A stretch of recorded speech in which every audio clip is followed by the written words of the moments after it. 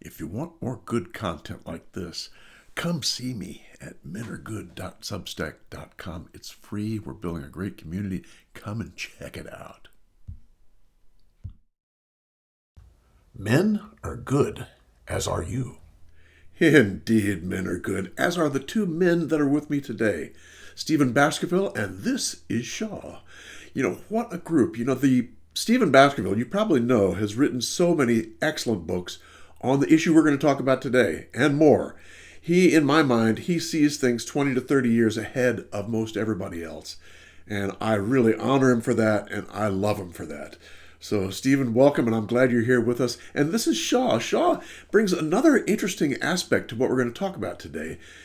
He's actually worked in the child custody sections. I think it was in California. Is that right?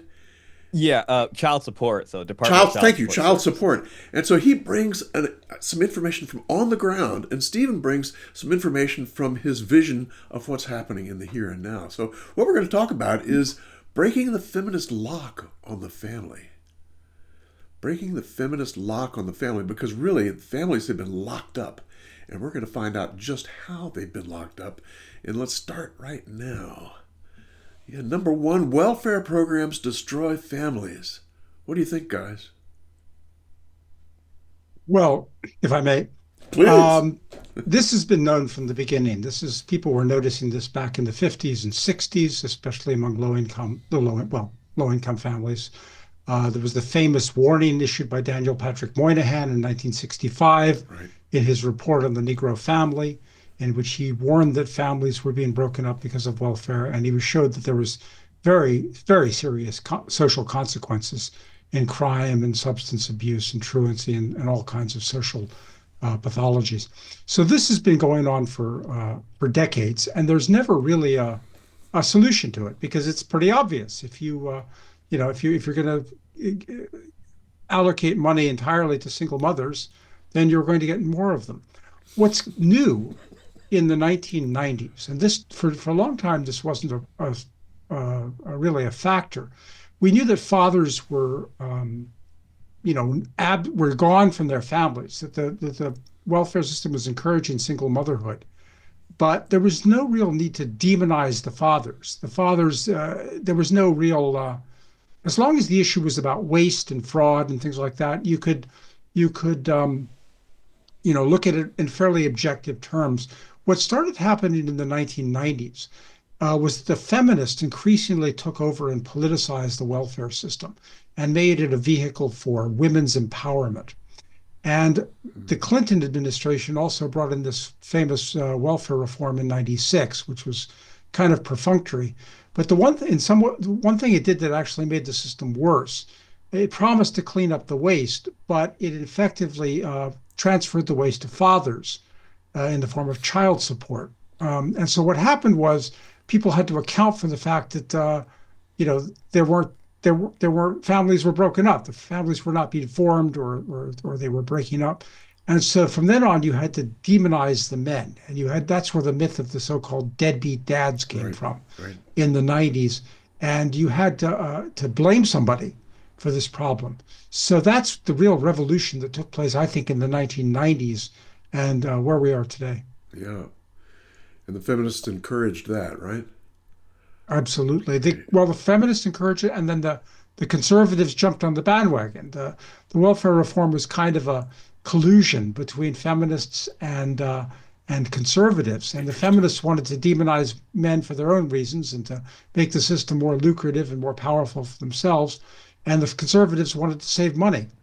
So between And the save two of them, women. and save women. That's right. Yeah, the kind of false chivalry. So Yeah. the two colluded basically to Interesting. demonize the men, Yeah. and that's where we get this myth of the deadbeat dad. It's interesting. And we sure saw a lot of that in the 90s on milk cartons and wherever's. Pizza boxes. Pizza boxes. Oh, God. Shaw, what do you think? Well, working in child support, I mean, we work hand in hand with the welfare system. They refer to us, cases to start and to start taking enforcement measures. And really, it's a true statement because child support, especially the federal child support program, is an outcropping of the welfare program. And Right. Title 4D is what created child support in 1975, at least the federal child support program. And that's an amendment to the Social Security Act, which has Title 4A, which is welfare. And there is enough research on this to know that when child support, the enforcement program, gets involved, especially in impoverished families, you start to see less money transferring from fathers over to mom and the child because they would give more voluntarily. But then when child support would get involved with these, poor families, what you would find is it actually drives a wedge, and the father just ends up putting his hands up altogether and leaving. So, I mean, it very literally does destroy families, Yes. very much so. And then that's to say nothing of providing this incentive of encouraging families that are together to go apart because it gives these free services of getting a child support order. Yep. A woman could take her kids to go to her mom's house today and then go to the child support building by the afternoon, and they can get a case open that same day and start working at it at the taxpayer expense. Yep. So, back in, not to beleaguer the point here, but when child support, the federal program, was first created, it was really only focused on welfare, on recouping welfare funds, Right. and that was the big deal. But then what they started doing was the federal government started giving incentive payments to states to start advertising their services and encouraging non-welfare families to start using them as a service to get child support orders. So they started encroaching into the sort of private realm of the American middle class family and beyond. Yes. If I could just add, just to emphasize the kind of big picture here, what we're basically saying is that welfare itself, just the payments, just the financial incentive, was enough to break up families all through the 50s and 60s and 70s and 80s.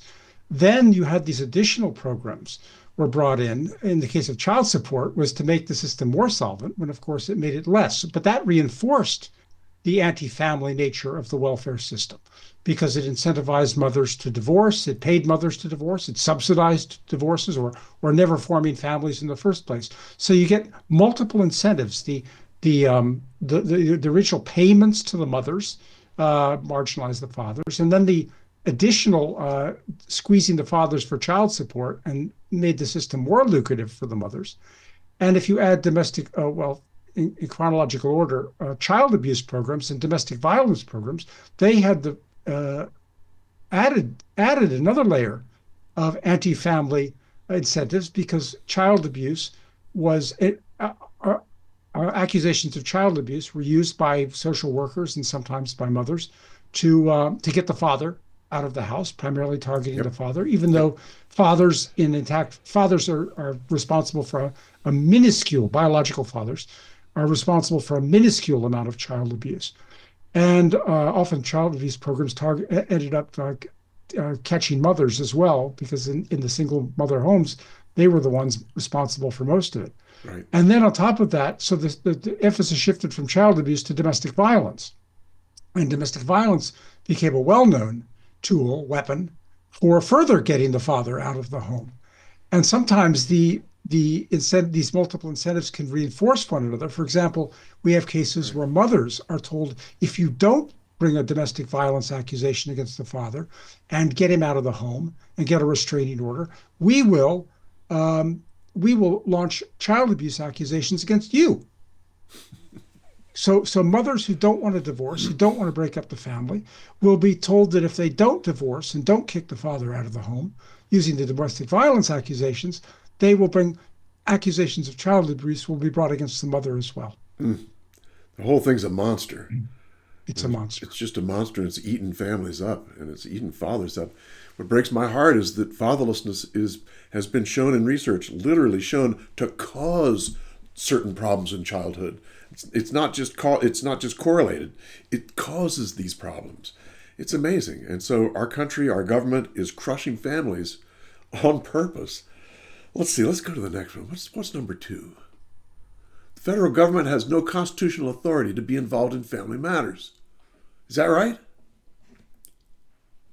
I think it is. Yes, I don't. There's nothing in. I read in the. I last time I read the Constitution, there was nothing there about it. Yeah. Arguably the welfare system itself is a federal meddling. Now, people use the welfare clause in the preamble to the Constitution to justify it. I guess that's where we got the term welfare.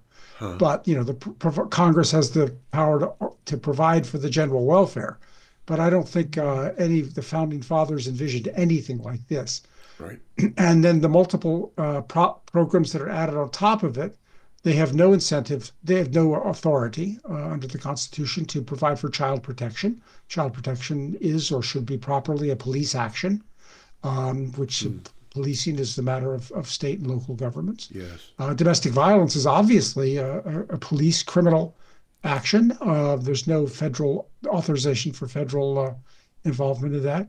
And child support enforcement is, as Shaw can tell you better than I can, a coordinated and dominated and directed effectively by the federal government. So all of these functions have state agencies that ostensibly carry them out. All three of them, plus the welfare system itself, all four of them, are directed and dominated, and the puppeteers are the federal government, and the state governments are basically the puppets on the end of the string. Yes. And the puppeteer has a lot of power. I was Puppeteers freaked out when I heard Shaw describe. I saw a video with Shaw, and he described how much information they could get about a father who they needed to get child support from. It was amazing. Just from a phone number. Shaw, you want to talk about that?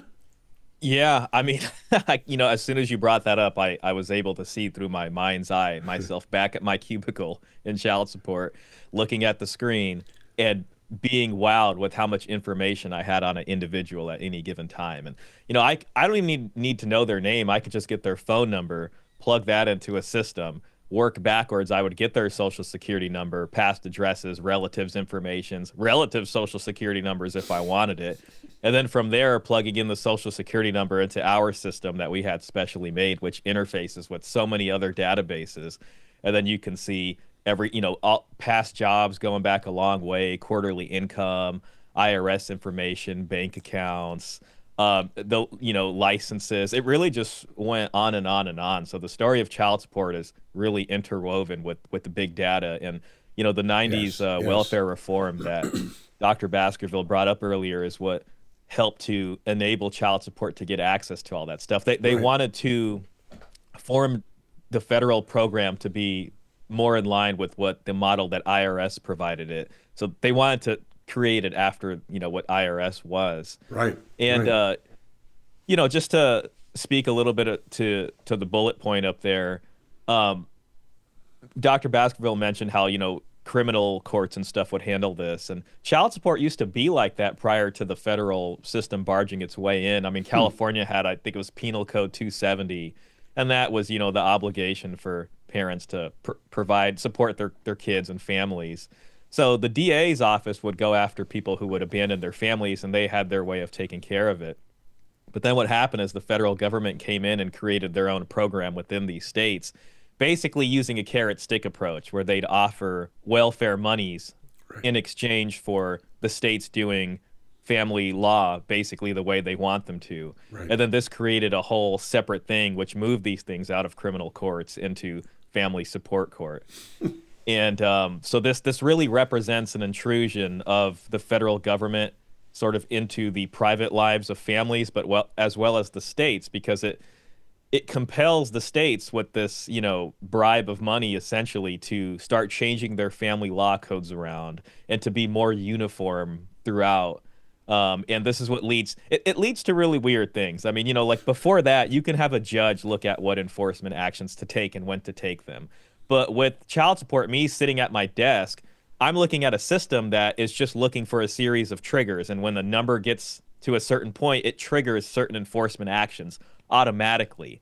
And the amount of enforcement actions we have can be a lot, can be really overbearing. It can be a lot for people to deal with. So there's less dexterity there. It's really like just running a bulldozer into something instead of picking things apart in a way that has some justice attached to it. It's amazing how big and powerful this monster is. the tentacles just go so deep, and your explanation of the information you could get is frightening. It's just frightening. Yes. I discussed some of this in my earlier book, Taken into Custody, and people were there back then in 2007 were describing this system as just Orwellian. There's some good literature on it actually. If you look, there's some of the references. I didn't do the research myself entirely, but there were some good writings on the topic. And in my latest book, I suggest that this is the origin of the deep state. I don't think I think in its origin, the deep state did not originate with the FBI or the CIA or the Homeland Security. I think it originated with the welfare system, Right. because that's the first time that these bureaucrats took control of people's private lives. And they were able to take control of the private lives first of the poor, because poor people generally are less resistant to government officials meddling in their lives, especially when the government officials are dangling money over their heads.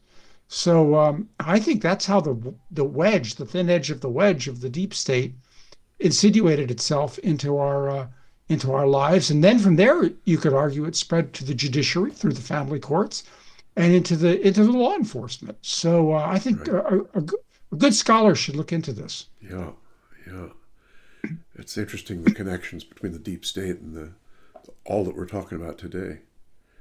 And I think that that's what we're going to talk about next, or we've already talked about it. This is the origin of the deep state.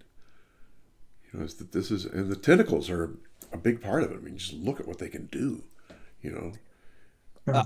I would say, I think when people think of this term deep state, they associate it with, upper end politics and just this class of power that most of us normal folks have nothing to do with. But it really is representative of the government's intrusion deeply and penetrating deeply into private family life. The Yes. deep state is as much in your house as it is, at different parts of government or, these kinds of things that people might often think of it. It really is affecting the life of every American. Yes. The other thing I would add to that is that whether you want to consider it a part of the deep state or something separate, um, the other thing the other institution, governmental institution that is highly intrusive into our private lives is the very institution that's supposed to be protecting us from the other parts of the government, and that's the judiciary. The American judiciary is thoroughly corrupt.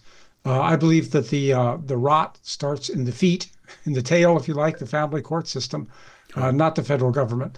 And the judiciary is I mean, if you look at the civil liberties violations that go on in family courts, in my first book, Taken into Custody, I go through the Bill of Rights and show all of that. Well, we'll get into that in a little while.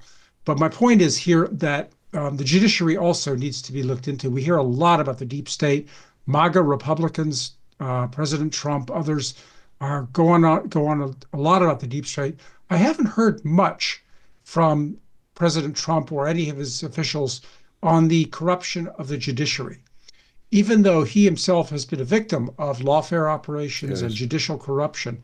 And I think the judiciary, just by the fact that people don't touch it, even these law authorities that you hear on the YouTube all the time, Jonathan Turley, and who's my favorite one? I forget his name.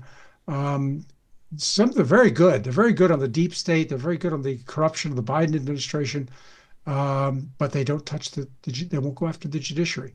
They won't go after the judges, the lawyers, and above all, the bar associations. And that obviously comes out of the family courts, and Yes. because the family courts are the most crooked part of the judiciary. Yes. So the old saying, "A fish rots from the head." In this case, I think it's rotting from the tail, because the family courts create precedents and principles and modes of operation which then are used in the rest of the judiciary Yeah. to violate the very rights that they're supposed to be protecting. That's crazy. Crazy, crazy. Let's see what number 4 is. Child support enforcement, child protection, and domestic violence programs originated in welfare.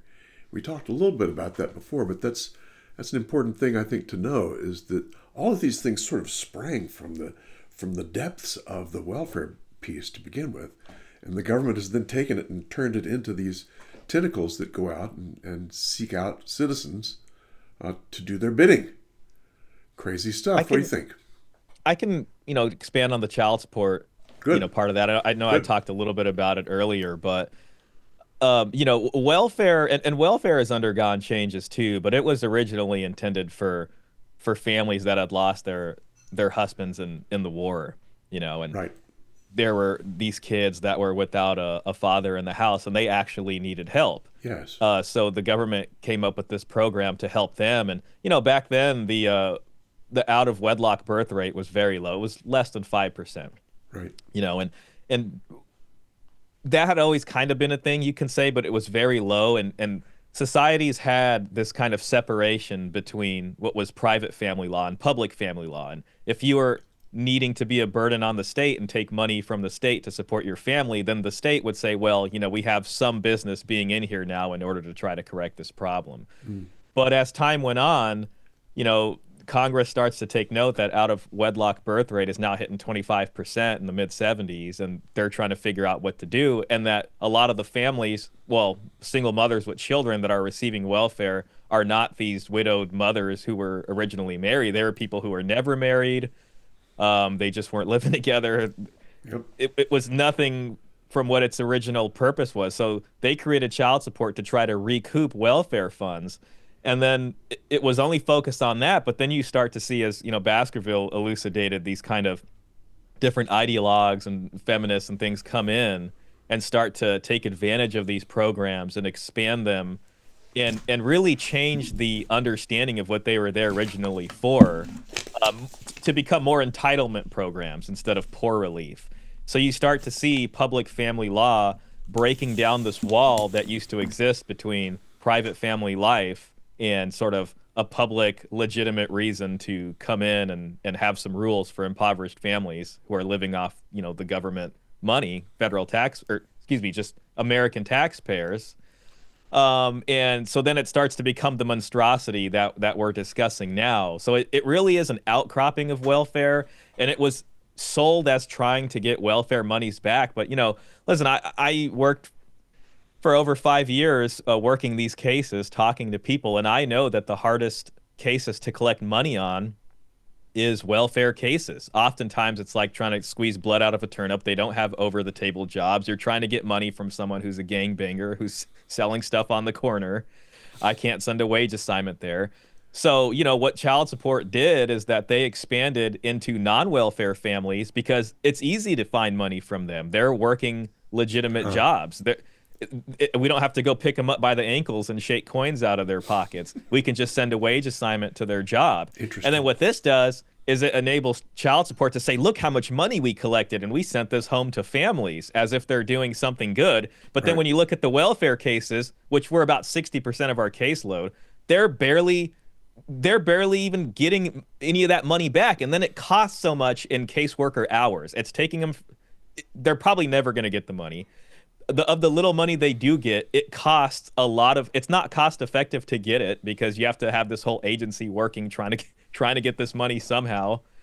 So, it just there's this kind of sleight of hand in the propaganda around what child support is, and it's really damaged the American family in that way. So I really think a solution and something we need to look towards with policy is rebuilding this wall that used to exist between private family law and public family law. And if federal child support agencies are going to be here, they should really only be focused on welfare cases, not harming families that are good citizens. I mean, in other words, what Shell is saying is essentially that the child support system is not having any efficacy. It's not helping the families it was intended for, the low income ones. Right. But it's preying on the middle income families. Yes. From whom who have deeper pockets, and from whom it can extract more money. This is just to try to make this clear, because I think it's difficult to wrap your mind around. At least it was for me. Yes. But for middle class divorced families, generally, in the old before all this happened, the father would simply put a check in the mail to the mother. And basically the child support people started saying, no, you can't do this. You can't just send a check to the mother. You've got to send the check to us. And we're going to put it through our accounting system. And we're going to show how much money we collected as a result of coerced federal these horrible Orwellian methods that we use to destroy people's freedom, but the result is this huge collection in child support. So they're not getting anything out of the low income dads, but they're getting they're getting these huge windfalls simply by routing the middle class fathers' payments through their accounting system and telling the whole world, look what we collected from these deadbeat dads. Yes. Which who would have been paying it, Anyway. quite voluntarily anyway. Yeah, it's mind-boggling. That's beautifully put. And the sad part is they're treating these fathers who would voluntarily make these payments, but they're treating them as if they're some kind of welfare stealing criminals or something like that, which they're not. And that's the sad thing about all of this. And you're right. It's a kind of wealth transference. It's a kind of pseudo buttressing of the welfare system we already have, basically. And this is how states get grants for welfare, is by having this child support system. So by saying we're collecting all this money, they can say, look at our performance measures. When they go back to the federal government and say, hey, give us more welfare money this time around, look how good we did. But really all it's doing is it's creating this system of, it's almost like a pseudo socialist system, it's a welfare system, but it's through the back door also. And it's basically taking good fathers and saying, hey, we need you to subsidize the welfare system in another way, basically. Yes. And the incentives are just unbelievably perverse because they have an incentive, state governments have an incentive to squeeze every penny they can out of the father. So they come up with, and the judges, by the way, get their operating expenses from child support. So they also have an incentive really? to squeeze everything out of, I didn't know that. And to squeeze everything out of the father. So they set child support awards way above the guidelines. They demand that the fathers, that they be milked for child support, not based on what they earn, but what they could earn if they have 3 jobs. They put add-ons for things if the child wants to go horseback riding or hang gliding. They put an extra add-on for that, even though these things are already included in the formula. And they go after grandparents. They go after second wives. They go after anybody that they can milk to just steal, basically. And then for every dollar they steal from a father or a second wife or a grandparent, they get more money from the federal government. So it's the gift that keeps on giving. It's just mind-boggling. And this is why they're manufacturing the deadbeat dads. It's a hoax. Yes. It's a complete hoax. Could I, unless Shaw has something to add about that? Yeah, go on. I was just going to say, just to tack on and just to make it even worse, what they will do is all of these things you outlined, but then when it comes to child support, they'll make it so easy, all at the taxpayer's expense. Mom just walks in there, everything gets taken care of. We got county attorneys waiting to help you out, everything. Yep. When it comes to custody, that's still firmly rooted in this realm of private family law. When dad wants to see his child, what's going to happen is, me as a caseworker, I'm going to say, hey, sorry, we don't deal with that. You're going to have to go across the street and you're going to have to file a private custody action. You're going to have to pay for it out of your own pocket. I really got no advice to give you. You might want to hire an attorney. I don't know how much that's going to cost you. So while you're paying child support for this, you're going to have to go hope that you can figure out some kind of custody thing and pay for that. So it's like, if we're going to have taxpayer monies making it this easy to get a child support order, why is custody orders so hard to do this? It could be because the state has a perverse incentive to not allow the father to get custody that easily. So this really upside down and backwards.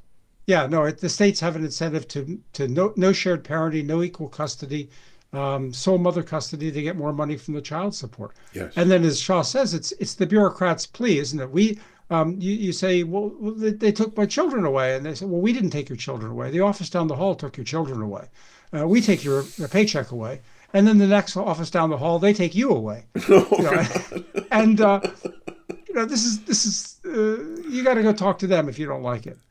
So it's mind-boggling. It is absolutely insane. And who is it that's against shared parenting? Because there's a lot of groups out there that are really pushing shared parenting now, but there's also groups that are countering those groups. And what I've been told is it's the feminists and the lawyers are trying to stop shared parenting because they both have a Absolutely. vested interest. The judiciaries, the bar associations make sure to get control of the judiciary committees in every state house in the country, because those are the committees that appoint and promote judges and control the judiciaries. So the bar association, it's like between 35 and 50% of civil litigation is divorce and custody. Is that So, right? they have huge incentive to keep control of it, Right. which they do, I think, primarily by controlling the judiciary committees in the state houses, Huh. which they do. And so there's nothing can get through Huh. it's like the South during segregation. Nothing Yeah. can get through those committees. Right. Right. Interesting. Could I was wondering, could we haven't discussed domestic violence and child abuse. Oh, that's true. Uh, You want to touch on that? if we're finished with child support for the moment, Yeah, we'll that's come good with back me. to it. But a similar result ends up in child support and domestic violence, a slightly different dynamic. Tom, as you pointed out earlier, virtually all the social pathologies of our society are attributable to homes without fathers. I mean, whether it's crime, delinquency, Yep. truancy, all of these things, obesity, I Yep. mean, you name it, smoking, drug abuse. Um, well, one of the things is child abuse. Child abuse Right. levels are minuscule in intact families. Biological fathers are responsible for a minuscule amount of child abuse. Married mothers do not account for very much child abuse. Child abuse is overwhelmingly a factor of single parent homes. Mm. The physical child abuse takes place usually at the hands of the single mother, and the sexual, which is the biggest part, and the smaller sexual abuse of the child usually is at the hands of the mother's paramour or lover or whatever. So, Right. so child abuse, the outbreak of child abuse started, the hysteria over child abuse started with the single parent homes. And you had these bureaucracies like the Children's Bureau, by the way, which falls under ACF, under the Administration for Children and Families. And they started this hysteria about child abuse. And that too, like child support, child abuse accusations spread to the middle class from the low income families, so along with the other welfare machinery. And that's where you get instances where you have families that are whose children are threatened with removal because they're homeschoolers, or because they're Christians, or because they spank. They believe in corporal punishment and they spank their children, or any reason or no reason. Now, most recently, we see this situation where parents who attend school board meetings and object to the sexualization of their children by the transgender agenda, they are threatened with the removal of their children by social workers. So the whole thing is horribly politicized. And middle class families were intact families, or divorcing families, or single mothers, uh, many of whom are innocent of child abuse, are nevertheless accused of child abuse, um, because because of this huge machinery that has to have a reason to justify its existence, and it's federal. It too is subsidized by federal funds under the Mondale Act, and so this states have an incentive to find as much child abuse as they can, and if they can't find it, they manufacture it, they fabricate it, and and a similar dynamic operates with domestic violence. Domestic violence is a well-known tool to create single parent homes, single mother homes, and it's also it started with the machinery for it under the Justice Department. It's a different department, but it's similar. Started targeting low-income families on welfare, because that's where most domestic violence takes place. And then that spread to middle class families primarily because of the divorce. And it became a very useful weapon to get the father out of the house. But domestic violence, well, like child abuse, has spread even further than that. It's spread beyond fathers and families altogether. It's spread to political figures. And this is where we get the phenomenon of the Me Too operation and the use Right. of various kinds of sexual accusations against people like Brett Kavanaugh, the Supreme Court, when he was Supreme Court Right. nominee, Right. and the Prince of Wales in Britain, and the Bill Cosby, and of course Donald Trump himself. So these, because they found that child abuse and domestic violence accusations, accusations of sexual abuse, sexual misconduct, sexual this and sexual that, were very effective at getting rid of unwanted men, whether the unwanted man is in your household, the father of your children, or whether the unwanted man is president of the United States. Yep. And These sexual impossible to accusations, disprove, too. exactly, and no due process of law, Oh, burden of proof, no burden of proof yep, except on the accused, yep. and no due process. So these sexual accusations were so effective in family court that they spread to ordinary courts, and they spread to, and this is where we get the epidemic of lawfare operations. Yeah. And I think this is another reason that I think that the family courts have perverted and debased the integrity of the entire judiciary and of the entire political system. Yeah. Well said. Well said. Let's see what number 5 is. All these programs confer unconstitutional and unaccountable police powers on social workers.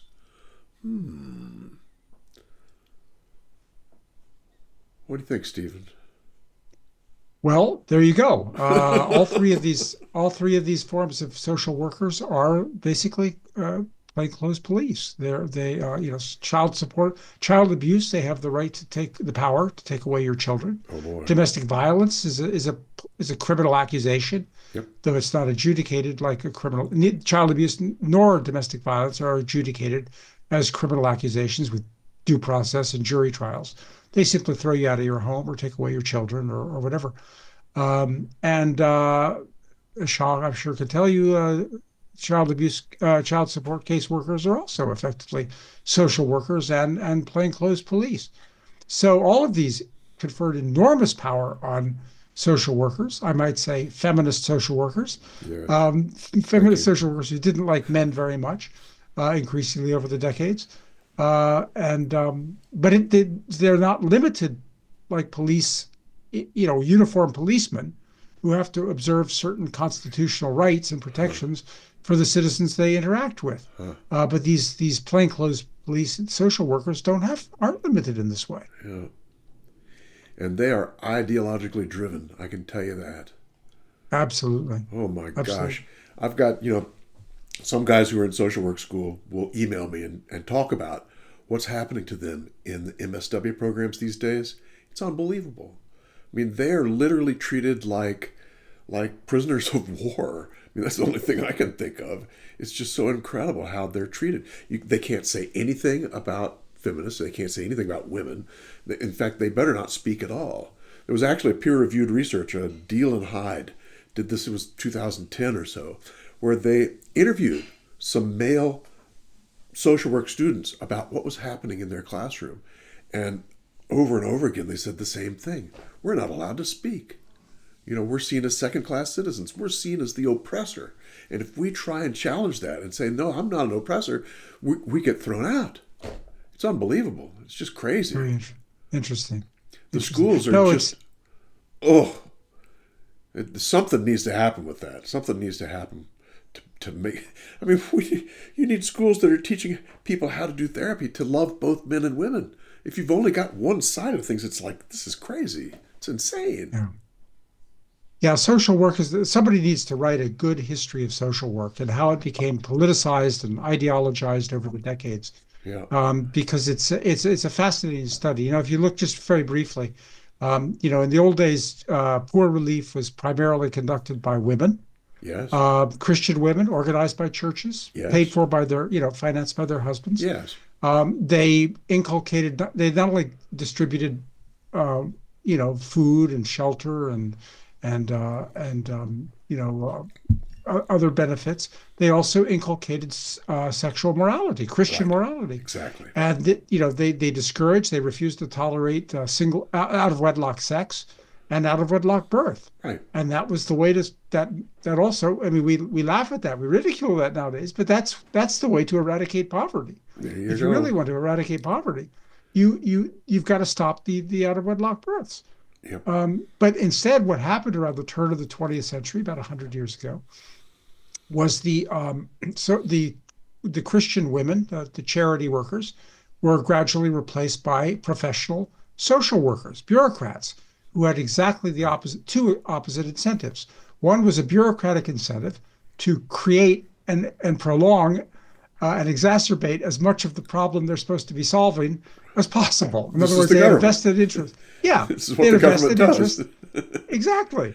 And they had a vested interest in creating the problem they're supposed to be solving. So Right. that's that. But their bureaucratic self-interest was compounded and reinforced by their ideological self-interest, because the people like Jane Addams, who who professionalized social work Right. in the early 20th century, were also ideologues. Many were Marxists, anarchists, social feminists, Hmm. and they didn't like men. And that didn't dominate the system for a while, but it gradually, the logic of it reinforced the logic of the bureaucratic interest. So between the bureaucratic self-interest and the ideology, social workers became, man-hating feminists. And that's why the system is so hostile to men, Yes. and to be fair, to intact families and to heterosexual women and to Christian Right. believers. Right. All of these are the bad guys. Of course, the Exactly. worst guy of all are the men, The white are the man. fathers. Yep. White men, well, I don't think, yeah, increasingly, but I think originally, I think black men get a bad rap because I think they were the canary in the mine shaft. They were the first They get the to be worst of both demonized. ends, Stephen. They got it first. So, and now you see the black men voting for Trump more and more, Yes. and because they're waking up to what's going on. Amen. And I think the dynamic with all that we're hearing about racism and reverse discrimination and affirmative action and all this, I think that it's really a sexual problem much more than a racial problem, because Yes. it's the black men don't benefit from welfare programs. All these welfare programs, they're not helping child support enforcement, domestic violence, child abuse, housing, food stamps. They don't help black men in the least. Yeah, Okay. it's just about removing them from the home, and you can even see in research. I mean, that you can read that those families are disproportionately affected. Especially in the beginning, it's almost like they used them as a kind of petri dish, and most people didn't pay attention because it was Yes. just people on the Yes. other side of the railroad tracks. Yes. But then the system got so big and it got so refined that it started moving everywhere. So it has been something that has disproportionately affected the black community, and effectively they did perfect their sort of strategy there first by removing the black father and then Yep. turning that Yep. onto everybody. Yep. Yeah, exactly. Yes. Exactly. I'd also, well, finish that sub point. I would just mention that Susan Orr, who was the director of the Children's Bureau under the second Bush administration, and the Children's Bureau is the division of ACF that deals with child abuse and child removals. She argued that child abuse should be adjudicated as a crime. It should be a criminal act. Parents should be accused of child abuse should be accused formally as criminals in criminal court. If they are, evidence brought against them, all the protections of due process of law. If they are then convicted, then fine, curtail or at least modify their right to parent. But if they are exonerated, if they are acquitted, then you leave them alone to raise their children as they see fit. But the system now is where simply a social worker, social workers can come into the home based on their own subjective judgment and decide if parents are, because there's no definition of child abuse. There's no definition of domestic violence. So the social workers can come in and decide that they the family is guilty of child abuse, and if they can get a judge to ratify it, a single judge, then the children go into foster care, where their lives become a nightmare. Crazy. So this is unacceptable. This is not due process of law. They should be formally charged, and it should be adjudicated as a crime, and then they are either left alone, or they are or they pay the penalty. And the same is true of domestic violence. Domestic violence accusations are not, nobody gets tried for domestic violence. There's no due process of law. They just come in and throw you out of your home. They may only throw you out for a weekend or for a week, get to then or they may only throw you in prison for a week and in jail for a week, They but the do. damage is done because you're But removed from the home, you've lost access to your children, you've lost custody effectively. The child mother support's there in that interim period. I mean, we child get there real supports quick. exactly. So it's a similar kind of thing. It's this no man's land. It's this intermediate way. Rather than formally charging the father with a crime for which he is, tried by a jury with due process of law and then acquitted and allowed to go home, they just take him, they throw him out of the home. They put him into some kind of batterers program where he has to attend a class, and there's no conviction for anything. One study found that every accusation of child abuse receives some kind of punishment, even if it's just a class or some therapy program. And so a friend of mine did this. I know one um, man. He was accused of the mother was coming out with an accusation of domestic violence, and he said, "Your Honor, I demand to be charged. I demand to be charged as a criminal, as a criminal Oh, batterer, criminal assault." And apparently, it got him out of it. I can't say that would work for huh. everybody, but apparently Interesting. he managed to get to call their bluff. In other words, to call their bluff, Yes, and and it's hard to call their bluff. yeah, Those groups you talked about. The only way you get out of those groups is to admit that you were the abuser. yeah. That's the only way out. If you don't admit it, they'll not give you your free pass. You got to admit you're an abuser first, and so then they can see one more abuser. It's like we've cured another abusive man. And then it Gee, adds to the statistics, and hopefully more that's it. funding comes That's in. it, baby. I'll say, just to add on to what Dr. Baskerville's saying, you can correct me if I'm wrong, but it's a lot of this stuff, at least from the child support angle, it goes through administrative courts, I guess you can say, instead of the formal ones. But it's under the purview, but it's a lot of this stuff is done administratively. And with the domestic violence, we'll have what's called the TRO, temporary restraining order. So the courts will issue that without having a hearing, and it's supposed to be like, well, to take the accusation seriously, but it takes time because for the courts to hear it. So that could be 6 weeks, it could be 3 months, and in between that time, the family split up. Mom's already come to the Right. child support office. We're already working on getting the money sent to her, and then pretty soon it's a new normal, Yep. even if it gets dropped or not. Yep.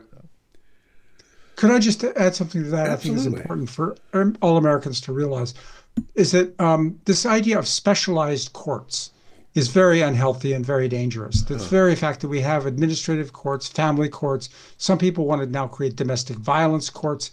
Um, these basically things that they describe that the rationalizations for putting people in prison. The great Huh. English jurist A.V. Dicey said that the rule of law is to be achieved by ordinary crimes under the existing accusations under the existing statutes adjudicated in the existing courts of the land. In other words, there's no need for specialized courts. There's no need for family courts. If you're accused of violent assault against your own children or against your spouse, this can be adjudicated in criminal court Yes. according to due process of law. Yes. And anything like this, specialized courts should immediately set off a red flag.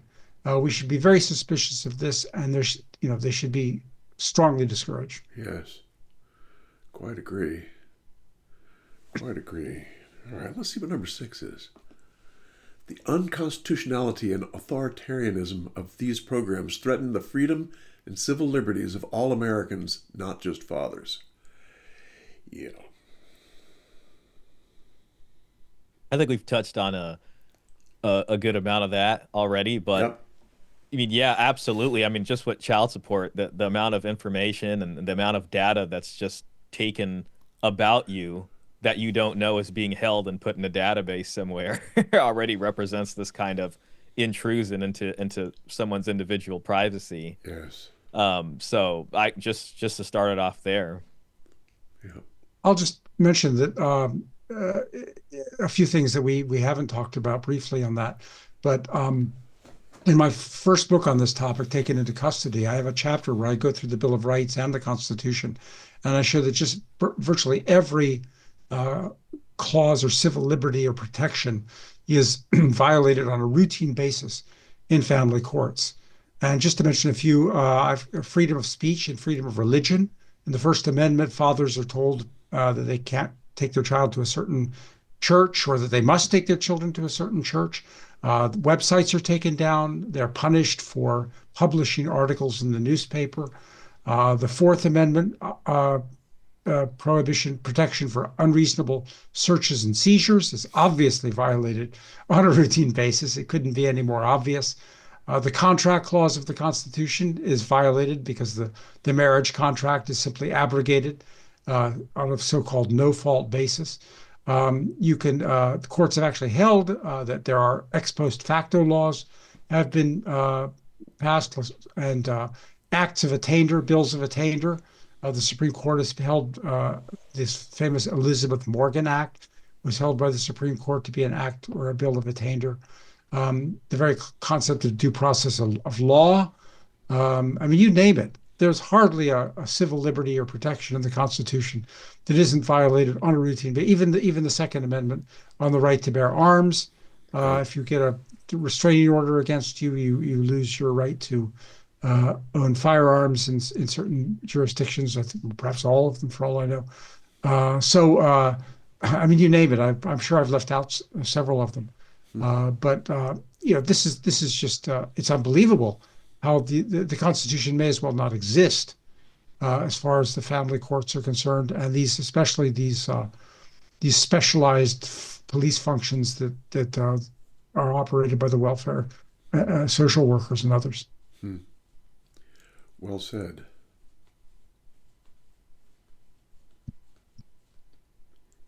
Anything else, Shaw?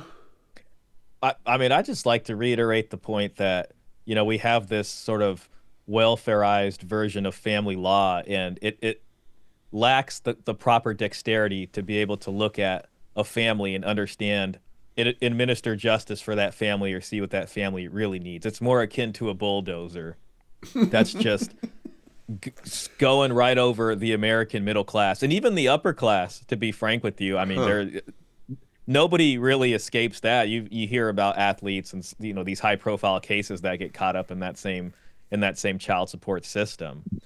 And this is a system that we never asked for. It's a system that really is not supposed to be there. I mean, we have to kind of rebuild this wall between private family life and what is a public family law for these families that sort of fall under this line or end up splitting up.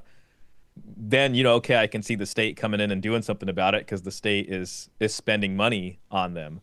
But to come into families that haven't been taking in that way and just destroy them, I mean, at least prior to that, you can have maybe a judge look at this more closely and determine what enforcement actions would need to be taken, if any, what a appropriate child support amount makes sense, instead of this sort of Happy Meal version, which is just like, here's your burger and fries and Coke, get out of here. Yeah. And people, they throw this propaganda at you, and they demonize men, they demonize fathers, and they make it seem like we really need this, but it is really just hurting everybody all together. And if a normal court, if a private family law court is slower at doing this, then it's all for the sake of justice anyways. But it's just like, at this point, so much federal money has came in, and it's even subdued these private family law courts, because they're all drawing from the same family law codes, which state legislatures have agreed to change in order to take this money, basically. So they're stuck. They're stuck right now, and it needs to be unknotted. Yeah, stuck is a good word for it. Just to elaborate on one point that Shaw made, excuse me. No, go right ahead. All three of these abuses, whether it's child abuse, domestic violence accusations, or non-payment of child support, all three of these were accompanied by hysterias. The child abuse hysteria goes back to the 1950s, and it's increased over the years. The domestic violence hysteria is more recent, and the deadbeat dad hysteria began really in the 90s. For reasons that we've discussed. None of these were spontaneous. These didn't come out of nowhere. No, the public didn't demand action on any of these things. These were not seen as problems by anybody until the professionals started saying that they were. It was the feminists and the bureaucrats and the social workers and the bar associations and the lawyers. These were the people that spread these hysterias. In other words, the very law enforcement officials and adjudicators and the people with a vested interest in these hysterias are the people that spread the hysteria. There was no spontaneous public demand for these things. Interesting. Yeah. Very interesting. It's a salutary lesson how easily we can all be how easily we can all be manipulated. Yes. By the by the state. Yes. And how easily the media can be manipulated because the media was duped by all these things. And then the media in turn manipulated the rest of us. Yes, if I hadn't become familiar with this stuff with a lot of work and research and deliberate effort, I'm sure I would believe all of these myths also. Yeah, it's a tough one. The question now is, where do we go from here? What could help this situation? How could we change things? If you want to go first, Dr. Baskerville, please. No, go ahead. Please. I was just going to say, it's a mix between fixing laws that don't make sense as well as informing the culture, and you have these different offices. You have ACF, which Dr. Baskerville mentioned, Administration of Children and Families. You have OCSS, which is the federal child support office that controls the programs and administers these welfare monies to states based off of performance of state child support programs. And, in one sense, we need people there that will understand what the actual problem is and try to fix it. Second of all, I think we need a cultural understanding, because a cultural understanding could enable, say, Donald Trump, for instance, to give us an executive order that would enable us to do maybe even a lot more than what the programs, could do now. But if it was coming from top down like that, too, as a response to a cultural request for it, I think we can get a lot done. So people really need to start voicing their opinion on this and getting it out there. What kind of executive order are you thinking about? What could he do? Something like just off the top of my head, if Trump made an executive order that says welfare monies will only be appropriated, so if you get a 1-for-1 matching dollar, every child support dollar that's collected in, you get a 1-for-1 welfare grant, whether it's non-welfare or welfare. If Trump comes in and says any non-welfare child support money collected by the state does not result in a welfare grant. Only welfare money that's recouped by this. Only families that are on welfare and you recoup that money through child support will match grants for that. Instead of giving you grants for non-welfare monies collected. Right. What that would do is it would have to force the programs then to look at welfare cases specifically, because that's where the money's coming from. So, there's a lot of laws around this stuff, but something like that could point this into a way that at least relieves a lot of pressure very fast, and then forces people to have to change their programs in a way that's more focused on what its original intent was for. Its original intent was for welfare cases. Correct. And then, if they're having a hard time collecting money because these people are gang banging on the corner selling something and I can't send a wage assignment there, well, then people need to start making better decisions. Maybe it's better to think about some family planning, before you start a family with somebody, because it's not going to be that easy to get subsidized welfare from the middle class anymore. So things like that could come in. And, you can have something like that. You can have something that's more focused on fathers. He can maybe reappropriate that money to being focused towards custody battles for fathers, to try to get fathers at least in their children's lives and that kind of thing. But. Amen to that. I think that a number of things. I like to try and look at the big picture as much as possible. I think the biggest single thing we could do to solve all of this, an awful lot of it, would be to make marriage a legally binding contract. Again, and I won't go into the reasons for it. I think we could spend a whole show on that. Yes, we could. But I think marriage, no fault justice is a contradiction in terms. Marriage has to be a binding legal contract, and then you don't have the breakup of the families in the first place, at least not without consequences for whoever's breaking the family up. Right. And that would solve a lot of problem at the source. I think even child support, I don't think there's any justification for child support enforcement unless someone has, except if the couple is not married. I mean, if you've made a binding legal agreement, a lifelong contract to stay together, then you are legally unimpeachable. If you've produced a child outside of wedlock, then arguably you've given the state some kind of entree to look into the matter. But if you haven't done that, if you've concluded a binding legal contract to stay together for at least the length of a child's childhood, then you have done everything in your power, and the courts have no right to come after you, seize your wages or your property or anything else. So that's just, I think that's another discussion that's probably too much to bite off at this point. I also think that these things like child abuse and domestic violence should be, as I said, adjudicated as crimes Right. with due process protections, and generally enforce the Constitution. The concept. The solution in many ways is in the Constitution. Yes. If the Fourth Amendment contains a right to privacy that extends to the right to use contraception or to have abortions, if the right of privacy in the Fourth Amendment is that comprehensive, surely it at least covers the rights of parents to be innocent, legally innocent parents, to be left alone in their own home to raise their own children the way they see fit. Amen. Yes. Absolutely. Very That's well beautifully said. stated. Very well said. Yeah. So are we about finished, gentlemen? Yeah, I think that's probably good to put a cap on it right there. Yeah, I think so too. And I wanted to make sure people knew This Is Shaw is a YouTube channel also that Shaw runs. Go have a look at that. And Stephen's got some excellent books. We're going to leave links to both Shaw's YouTube channel and his Twitter feed and Stephen's Twitter and Stephen's books below. So if you're interested, you can just check it out right there. And my Substack, you might put my Substack. How can I forget my Stephen? How can I forget? My most recent writings are on my Substack. Absolutely. And good writings at that. Very good stuff. I really enjoy your Substack. And I can't believe I left it out. Oh, well. Indeed. So we'll see you next time then. Thank you, gentlemen, very much for your... Thank it's you. been Thanks a for fascinating discussion. It's been really good. Yeah, it's been really good. Thank you, Tom. And keep in mind, men are good. Men are good, as are you.